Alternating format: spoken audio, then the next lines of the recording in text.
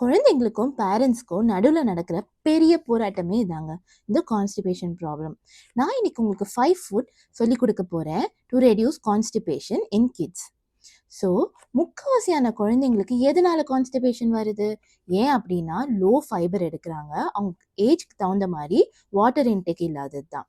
So இந்த 5 food ஐட்டம்ஸை note பண்ணிக்கோங்க. ஃபர்ஸ்ட் வந்து ஓட்ஸ். ஓட்ஸில் வந்து கிட்டத்தட்ட 4 grams of fibre, 1/2 cup cooked ஓட்ஸில். அதை நீங்கள் இட்லி மாதிரி செஞ்சு கொடுக்கலாம், இல்லை தோசை மாதிரி செஞ்சு கொடுக்கலாம், ஸோ தட் அவங்களுக்கு பிடிக்கும். செகண்ட் வந்து பியர். அந்த ஃப்ரூட்டை வந்து நீங்கள் ஸ்கின்னோடு சாப்பிடும் போது கிட்டத்தட்ட 5 to 6 grams ஆஃப் ஃபைபர் இருக்குது. சின்ன குழந்தைங்களுக்கு நீங்கள் அதை மேஷ் பண்ணியும் இல்லை பியூரே ஃபார்மில் கூட கொடுக்கலாம்.